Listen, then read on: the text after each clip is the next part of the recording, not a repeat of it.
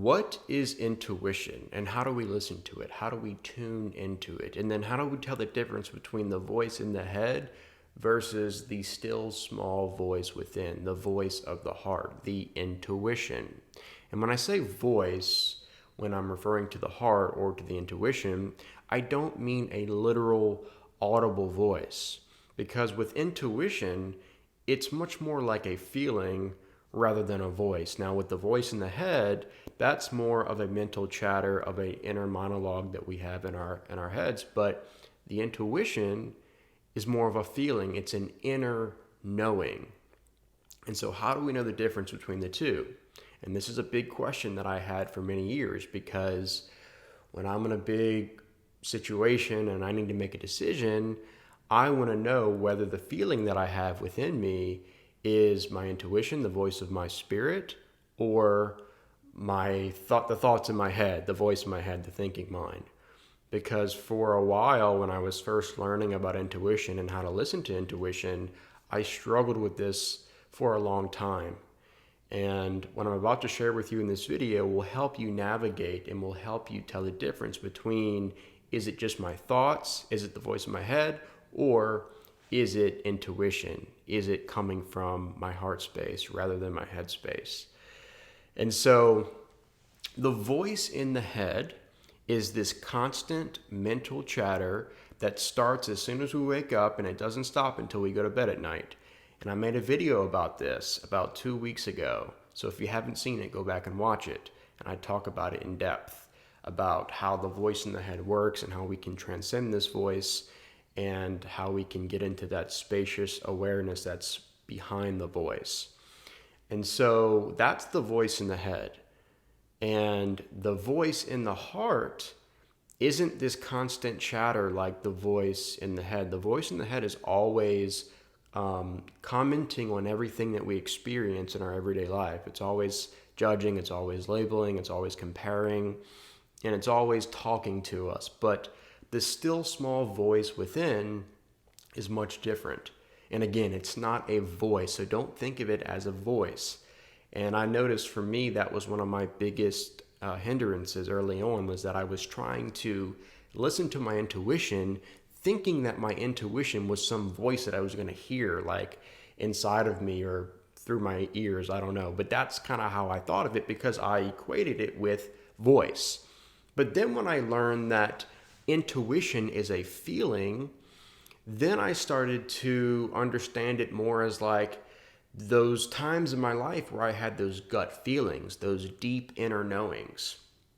Because when you have that experience, it's much more than just the thoughts and the voice in the head. It's something much deeper. It's something beyond the voice in the head. And so one of the things that I discovered was that the voice in the head is always talking about things in the past or the future. But intuition, the voice of your heart, is in the present moment. It's speaking to you in the present moment. And what's very unique about intuition, and for me, this is the number one thing that enabled me to know the difference between the voice in the head and the voice of the heart, is that intuition is consistent, it's steady, and most importantly, there's an element of peace to it and calmness, whereas the voice in the head is driven by overthinking, fear, anxiety, worry. The heart space is driven by peace that surpasses all understanding. And that's the key. Surpasses all understanding. It's beyond the mind. It's coming from your heart space. And so that's the main difference right there. If you can get that, then you're off to a good start. Now, the other thing is, when it's an intuition, I've noticed that there's almost like a little spark of faith that's attached to the intuition. So a lot of times an intuition will be like this inner knowing that you're supposed to do something, like you're supposed to move to a new city or get a new job or be in this relationship. And in that moment, as soon as you get the intuition, there's like this little, again, it's like a spark of faith. It's like your inner cheerleader that cheers you on. It's kind of like a little nudge, like, hey, this is it. You can do it. Even though your mind starts overthinking it and your mind starts producing all this anxiety and fear and worry and doubt, there's this still small little spark of faith that just encourages you to take that step. And then what you'll notice is that as you begin to follow the intuition, the spark of faith will grow and it will get bigger and bigger, and it will boost your confidence. It will encourage you. And then what happens is, as you're following your intuition, remember, there's a steady peace that carries you all along the way. But as you follow it, you'll notice synchronicities in your life. Now remember, and I talked about this in my previous video, your outer world is a reflection of your inner world. And so what happens is that when you're following your intuition, synchronicities start appearing in your life to confirm that you're on the right path, that you're following the right voice. And the more you see this, the more faith you get. The more faith you get, the more easier it is to identify and to continue to follow your intuition in the future. Now, another thing is meditation, of course, because what does meditation do? Meditation is the vehicle that takes us from the headspace to the heart space. It takes us from the thinking mind to the stillness, the sacred stillness of the heart space. And so with meditation, one thing you can do is you can sit back in your awareness, and remember, you are not your thoughts. You are what's aware of your thoughts. You are watching your thoughts. You are observing your thoughts, not trying to control them, not trying not to think about anything. You're just the witness. And as you're in that deep meditative state, in the present moment, not fixated on the past or future, you can take that thing that you think is an intuition, and you can begin to meditate on what you think is an intuition in the meditative state. And if peace starts to arise, then you know it's an intuition, because peace is your umpire. But if there's any doubt or fear or even excitement or anxiety, then it's not intuition.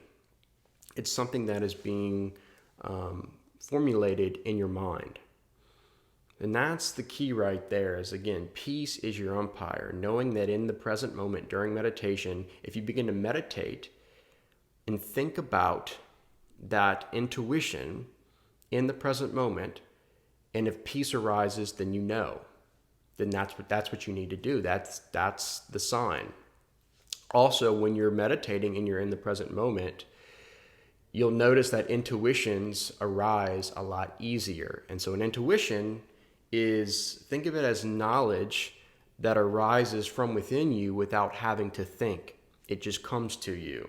And this is where a lot of like divine wisdom and creativity and guidance comes from.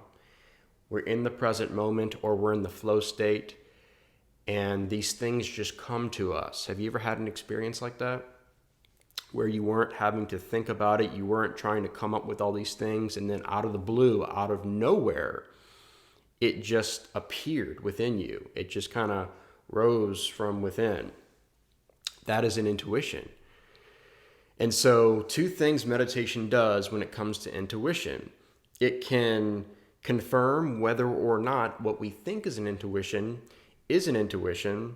And then as we stay in the meditative state, as we live from the heart space, then intuitions just arise a lot more naturally and more frequently. And then as we're in there, we can identify whether it is an intuition. And that's why it's so important to live from the heart space. When you get an intuition, it's a feeling that starts within your heart, and then it arises to your headspace, into your mind, and then your mind starts to process it into thoughts.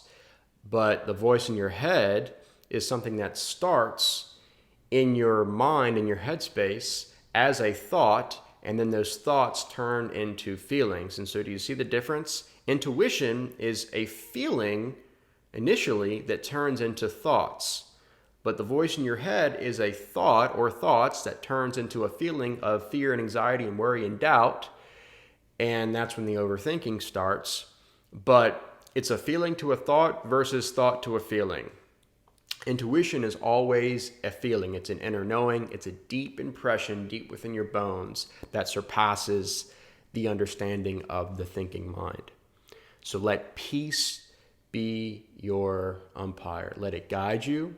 And remember, as you begin to follow your intuition, there's going to be that spark of faith that encourages you to keep following down that path. And then you'll start to experience synchronicities that confirm that you are on the right path. And the more you do that, the more you follow that, the easier it gets and the more in tune you get with your intuition.